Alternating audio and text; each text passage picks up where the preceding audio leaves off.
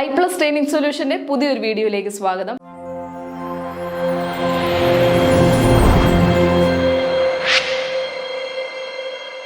ഇന്ന് നമ്മൾ ഡിസ്കസ് ചെയ്യാൻ പോകുന്ന ടോപ്പിക് ഏതാണെന്നോ, ministry of education or MHRD. നമുക്കറിയാം, ഇന്ത്യയിൽ ഏറ്റവും കൂടുതൽ ഫണ്ടൊക്കെ ചിലവാകുന്നത് ഏത് ഏരിയയിലാണെന്ന് അറിയാമോ? വിദ്യാഭ്യാസ ഏരിയയിലാണ് അല്ലേ? കുട്ടികൾക്ക് വളർന്നു വരുന്ന നമ്മുടെ തലമുറയ്ക്ക് വേണ്ടുന്ന രീതിയിലുള്ള ബേസിക് വിദ്യാഭ്യാസം നൽകുക, അവരെ മുന്നിട്ട് അവർക്ക് നല്ല ക്വാളിറ്റി ഉള്ള എഡ്യൂക്കേഷൻ നൽകുക, അവരെ നല്ല രീതിയിൽ എത്തിക്കുന്നതോടുകൂടി നമ്മുടെ രാജ്യം കൂടി വലുതാവുകയാണ് അല്ലെ, വികസനം ഡെവലപ്മെന്റിലേക്ക് എത്തിച്ചേരുകയാണ് അല്ലെ. അപ്പോൾ അതിനുവേണ്ടി പ്രവർത്തിക്കുന്ന ഒരു സ്റ്റാറ്റ്യൂട്ടറി ബോഡിയാണ് എന്ത്? MHRD അല്ലെങ്കിൽ മിനിസ്ട്രി ഓഫ് എഡ്യൂക്കേഷൻ. എന്താണെന്ന് നോക്കിയാലോ. MHRD, Ministry of Human Resource Development. The Ministry of Education, earlier known as the Ministry of Human Resource Development, is responsible for carrying out India's national education policy. ഇന്ത്യയുടെ national education പോളിസികൾ, ഇന്ത്യയുടെ education നയങ്ങളൊക്കെ produce ചെയ്യുക, അതേപോലെ അത് വേണ്ടുന്ന രീതിയിൽ monitor ചെയ്യുക, adopt ചെയ്യുക, അങ്ങനെയുള്ള കാര്യങ്ങൾ ചെയ്യുന്ന ആ ഒരു ഇൻസ്റ്റിറ്റ്യൂഷൻ, ആ ഒരു ബോഡിയുടെ പേരാണ് ministry of human resource and development. 2020 national education policy അനുസരിച്ച് ഈ MHRDയെ നമ്മൾ MOE, മിനിസ്ട്രി ഓഫ് എഡ്യൂക്കേഷൻ എന്നുള്ള പേരിലേക്ക് മാറ്റിയിട്ടുണ്ട്. ശ്രദ്ധിക്കുക. It is mainly about education which helps to improve and balance the country's social and economic system. ഈ ഒരു വിദ്യാഭ്യാസം നമ്മളുടെ അടിസ്ഥാന വിദ്യാഭ്യാസവും അതേപോലുള്ള ഉന്നത വിദ്യാഭ്യാസ നയങ്ങളൊക്കെ ഏൽപ്പിക്കുന്നത് വഴി നമ്മുടെ ഇന്ത്യയുടെ വളർച്ച തന്നെ കൂടുകയാണ്. അതുവഴി നമ്മളുടെ ഇന്ത്യയുടെ സോഷ്യൽ, സാമ്പത്തികവും സാമൂഹികവുമായിട്ടുള്ള ആ ഒരു സിസ്റ്റം തന്നെ ഡെവലപ്പ് ആവുകയാണ് ചെയ്യുന്നത്. India's people are its greatest asset. So our large national needs to provide basic education to improve quality of life. ഈ വിദ്യാഭ്യാസം നൽകുന്നതോടുകൂടി, ക്വാളിറ്റി ഓഫ് എഡ്യൂക്കേഷൻ നൽകുന്നതോടുകൂടി ക്വാളിറ്റി ഓഫ് ലൈഫ് കൂടി ഇൻക്രീസ് ചെയ്യുന്നു. India's Ministry of Education was created in 1947. 1947 ഇന്ത്യക്ക് സ്വാതന്ത്ര്യം കിട്ടുന്ന സമയത്ത് തന്നെ മിനിസ്ട്രി ഓഫ് എഡ്യൂക്കേഷൻ ഉണ്ടായിരുന്നു.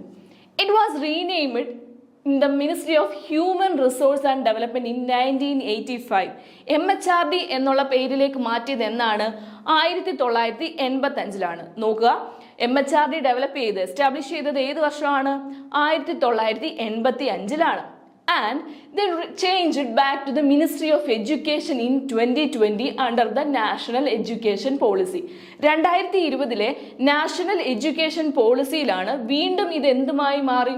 മിനിസ്ട്രി ഓഫ് എഡ്യൂക്കേഷൻ എന്ന പേരായിട്ട് റീനെയിം ചെയ്തു. Dharmendra Pradhan is the current education minister. ഇന്നത്തെ കേന്ദ്ര എഡ്യൂക്കേഷൻ വിദ്യാഭ്യാസ മന്ത്രി ആരാണ്? ധർമ്മേന്ദ്ര പ്രധാനാണ്. ഓർക്കുക. Currently ministry of education works to 2 department. ഇന്നത്തെ കാലത്ത് നമ്മുടെ മിനിസ്ട്രി ഓഫ് എഡ്യൂക്കേഷൻ 2 രീതിയിലാണ് വർക്ക് ചെയ്യുന്നത്. ഒന്ന്, department of school education and literacy, basic വിദ്യാഭ്യാസം അതേപോലെ പ്രാഥമിക വിദ്യാഭ്യാസം നൽകുന്ന department. 2, department of higher education, ഉന്നതതല വിദ്യാഭ്യാസം നൽകുന്ന ഡിപ്പാർട്ട്മെന്റ്. ഓർക്കുക, 2 ഡിപ്പാർട്ട്മെന്റിലാണ് ഇന്നത്തെ മിനിസ്ട്രി ഓഫ് എഡ്യൂക്കേഷൻ വർക്ക് ചെയ്യുന്നത്. ഒന്ന്, ബേസിക് എഡ്യൂക്കേഷൻ നൽകുന്നത്, അതായത് സ്കൂൾ എഡ്യൂക്കേഷൻ ആൻഡ് ലിറ്ററസി. രണ്ടാമത്, ഡിപ്പാർട്ട്മെന്റ് ഓഫ് ഹയർ എഡ്യൂക്കേഷൻ. എന്താണ് MHRDയുടെ ഒബ്ജക്റ്റീവ്സ്, ലക്ഷ്യങ്ങൾ? മിനിസ്ട്രി ഓഫ് എഡ്യൂക്കേഷന്റെ ലക്ഷ്യങ്ങൾ എന്തൊക്കെയാണെന്ന് നോക്കാം. Creating the national education policy and make sure it is fully followed. എന്താണ് ഒന്നാമത്തെ പ്രധാന ലക്ഷ്യം? എന്താണ്? നാഷണൽ എഡ്യൂക്കേഷൻ പോളിസി, അതായത് വിദ്യാഭ്യാസപരമായിട്ടുള്ള നയങ്ങൾ രൂപീകരിക്കുക, അത് കറക്റ്റായിട്ട് തന്നെ ഫോളോ ചെയ്യുന്നുണ്ടോ എന്ന് ഉറപ്പുവരുത്തുക. അതാണ് ഒന്നാമത്തെ MHRDയുടെ അല്ലെങ്കിൽ മിനിസ്ട്രി ഓഫ് എഡ്യൂക്കേഷന്റെ ഒന്നാമത്തെ ലക്ഷ്യം. 2, develop education by improving its quality improve ചെയ്ത് more and making more accessible across the country, especially in the area with limited access. അതായത് വിദ്യാഭ്യാസം എത്തപ്പെടാത്ത സ്ഥലത്തേക്ക് കൂടുതൽ വിദ്യാഭ്യാസത്തിനുള്ള സാധ്യതകളെ കൊണ്ടുചെല്ലുക എന്നുള്ളതായിരുന്നു രണ്ടാമത്തെ ലക്ഷ്യം. ക്വാളിറ്റിയുള്ള എഡ്യൂക്കേഷൻ കൊണ്ടുചെല്ലുക എന്നുള്ളതായിരുന്നു രണ്ടാമത്തെ ലക്ഷ്യം. വീണ്ടും, give extra support and attention to poor people, women and minority groups. അതായത് ഏറ്റവും കൂടുതൽ സപ്പോർട്ടും അറ്റൻഷനും കൊടുക്കേണ്ടത് ഏത് രീതിയിലാണ്? വിമൻസിന് കൊടുക്കുക, അതേപോലെ പുവറായിട്ടുള്ള ആളുകൾക്ക് കൊടുക്കുക, പിന്നെ ന്യൂനപക്ഷത്തിന് നൽകുക എന്നുള്ളതായിരുന്നു അടുത്ത അവരുടെ ലക്ഷ്യം. Offer financial support like scholarships or loan help to students from poor background who deserve it.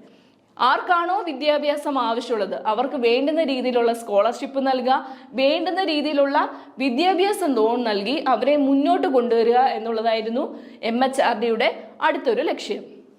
Promote teamwork between the countries in education by working with UNESCO and other government and other university to improve education in the country. നമ്മുടെ രാജ്യത്തെ വിദ്യാഭ്യാസത്തിൻ്റെ quality improve ചെയ്യാനായിട്ട് അന്താരാഷ്ട്ര സംഘടനകൾ അതേപോലെ മറ്റ് രാജ്യങ്ങളെ യൂണിവേഴ്സിറ്റികളുമായൊക്കെ ചേർന്ന് കൊളാബറേറ്റ് ചെയ്ത് ടീം വർക്കിലൂടെ നമ്മുടെ വിദ്യാഭ്യാസത്തെ ഉയർത്താനുള്ള ശ്രമവും ആര് നടത്തുന്നു?